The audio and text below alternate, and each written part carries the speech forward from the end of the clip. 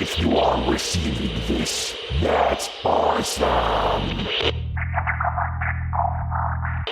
A couple of cows were smoking weed and playing poker. Oh, really? The stakes were high. Most deaf. Yeah. Say, what do you call someone with no body or no nose? Nobody knows. That's very perceptive, man. Thank you. Yeah, no problem. I have a condition where I feels the need to steal library books. You should probably get that checked out. Yeah, that's a good idea. What do you get when you cross a dog and a calculator? I don't know. A friend you can count on. Welcome to the Intergalactic Boombox, a podcast with multiple personalities, but only one host. My name is Kyle Hebert. And right now, it's kind of a bad time to be a Fire Emblem fan. If you pre-ordered the Divine Edition of that latest game, Engage, from GameStop anyway, they weren't able to fulfill all the orders. And I know of at least one fellow voice actor who pre-ordered the special edition. It's even on his packing slip, but they shipped him the regular edition. Now, of course, you could just go to eBay and feed the vultures. Pardon me. Huh? Would you have any grape poupon? Ah, yes, Asmer, the commercial catchphrase and movie-quoting alien. Here's Johnny. Anyway, I've voiced on several Fire Emblem games, but not this new one. But I do know the frustration firsthand when stores bite off more than they can chew when it comes to pre-order availability. I've been more of a digital download kind of guy for years because it's just too darn convenient to just click a few buttons on your console instead of schlepping to your local game store or big retail chain, standing in line for hours and hoping for the best. That and I'm getting old. It's not the years, honey. It's the mileage. You said it, Asmer. Ch-ch-ch-chia. Maybe a bad time for Fire Emblem gamers, but it's simultaneously a good time for Switch or Xbox fans. Nostalgia Bomb has been dropped. GoldenEye is finally available. Nobody puts baby in a corner. Right. Let's shout out to this week's Sat Cats, aka listeners who spat some sats this week to support this show via customizable microtransactions within a Podcasting 2.0 app, all linked on newpodcastapps.com. Might I suggest Fountain, the free podcast player from fountain.fm. You could use your debit or credit card and fund that podcast wallet, and then take that wallet and set it to any tiny or large amount, whatever you want, in-app as you listen to this and other value-for-value enabled podcasts. You can also send a custom message as well. It's called a Boostagram. Boost. So let's see who boosted this week. Got an anonymous donation, 10,000 sats. Simply says, support the show.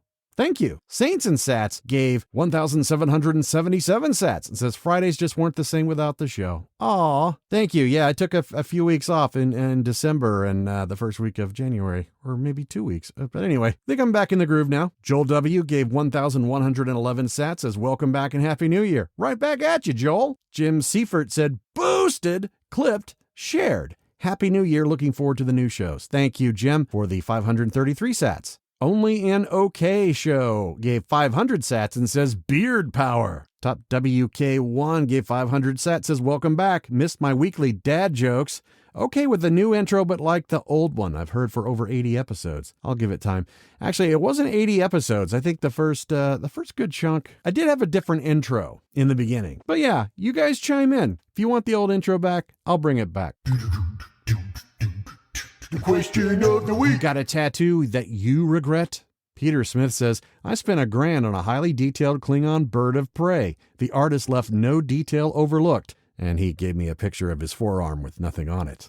I see what you did there, dude. Fellow voice actor Joe Thomas said, that Cthulhu one I never got on my back. Whoa. Kyla Morrow says, Kingdom Hearts Anklet. My ex completely ruined the series for me. Oh, that sucks. Nimbus says, I have a 4-star ball on my lower back, and it's absolutely hideous. It looks more like a square with 4 red triangular shapes.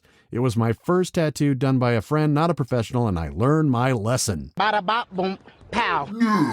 Question. It's had lots of false starts and many different actors and directors attached through the years, but now it looks like Disney is yet again moving forward with Tron 3.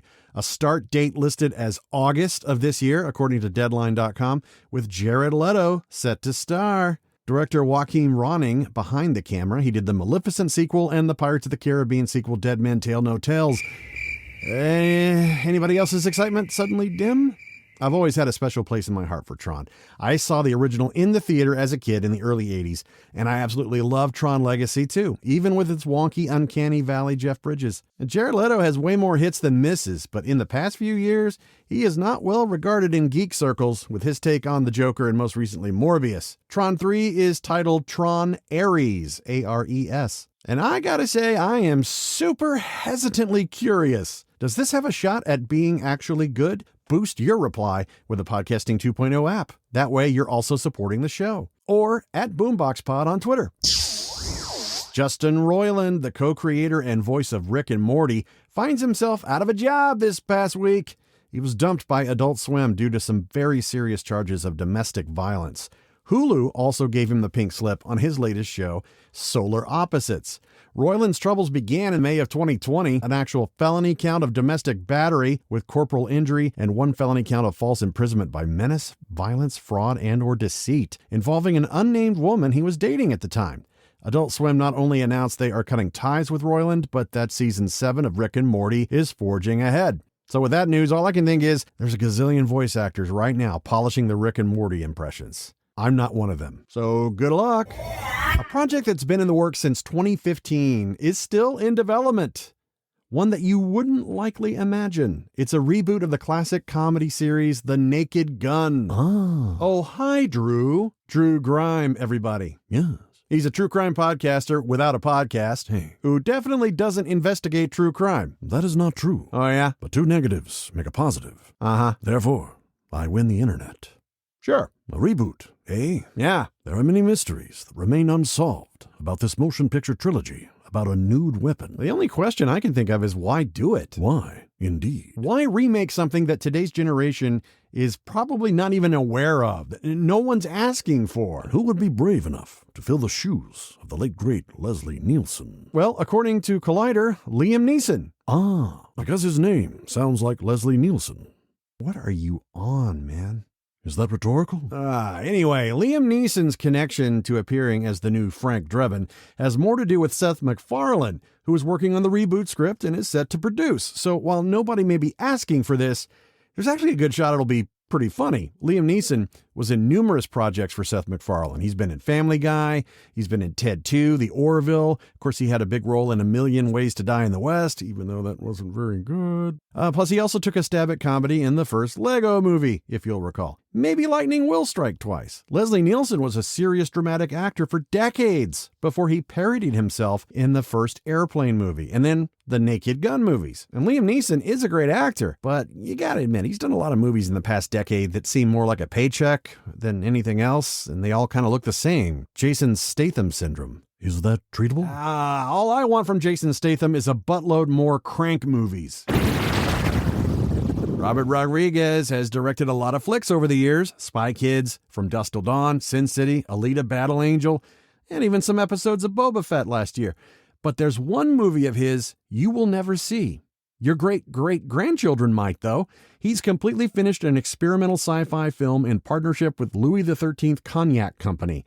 It stars John Malkovich and is called 100 Years. The release date is set for November 18th, 2115. Not much else is known about the story. Till then, it sits in a high-tech vault. All anyone can see for now is a teaser trailer, so check the link in the show notes. Cartoon lovers got a big slap in the face just in time for this new year as HBO Max removed more than 250 classic Looney Tunes shorts made from 1950 onward. Streaming contracts, like cable, broadcast, theatrical, and so on, they only last for so long. The intra-company licensing deal with HBO Max by parent company Warner Brothers Discovery expired December 31st. Warner Brothers has been making a lot of controversial content slashing over the past years as they restructure with the merger with Discovery. They completely yanked the Batgirl movie. They just canceled Titans and Doom Patrol on their 4th seasons. But there is a chance these Looney Tunes shorts could be licensed to other streaming services. Physical media fans who proudly die on that hill hold on to out-of-print DVDs, Blu-rays, even VHS, as many shorts from all the studios have never been and probably never will be on any streaming service. And even though the Looney Tunes shorts were created and are owned by Warner Brothers, they have chosen not to renew the streaming deal, which makes about as much sense as a vegetarian barbecue. Oh my God! From my top secret underground bunker in Pahrump, Nevada, it's time to tell it like it TI is. With all the news you can't use. Conspiracy here. I love you, Ken. Oh, go duct tape your eyelids open and binge Velma on repeat. How about no? Shut up. Page 1.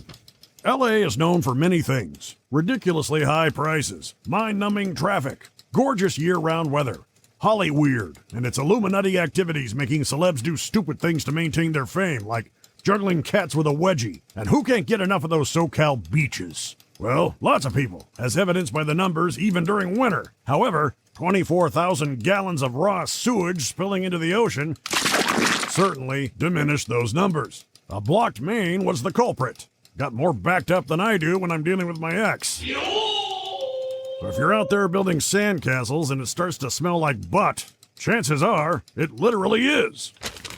Page 2. If you're a gamer and don't need to pay rent, might I suggest a stupidly expensive game on Steam called The Hidden and Unknown. Basically, a visual novel that examines psychology and philosophy and all that weird crap, with some AI time-traveling shenanigans thrown in for good measure. All it takes to play is an open mind and $2,000. Jumpin' Jennifer Lopez. Ugh. The creator says don't play it if you can't afford it. Want to beg Steam for a refund within a 2-hour window, just so you can make a humble brag? Capitalism. Am I right? Page 3. Rich people have far better things to do with their money than save the world. Self-improvement, that's always commendable. But for tech nerd Brian Johnson... Whoa, wait! What? The singer of AC/DC? Herbert, you're the reason the gene pool needs a lifeguard. Anyway, this middle-aged software developer drops $2 million a year to biohack his body to maintain youth. eBay bought his payment processing company for $8 million in cash. So now he funds his insane diet, exercise, and rigorous and repetitive testing and monitoring with a goal of obtaining and maintaining a teenager's level of organ function. You see, Johnson used to be overweight and depressed. Then he kind of course overcorrected. Good gravy. Guess a therapist was too cheap for him. Who's about to rock? Fire! And I'm spent. That's all the news you can't use. Conspiracy here from my dump in Pahrump. Aw, look at the time. The Intergalactic Boombox is recommended by 4 out of 5 cross-country slap fight champions. Microphones provided by a tin can and a piece of string. No animals were used in the making of this podcast. Remember, kids, you're never as stuck as you think you are, unless you're forced to watch Velma on repeat. Till next time, doodles.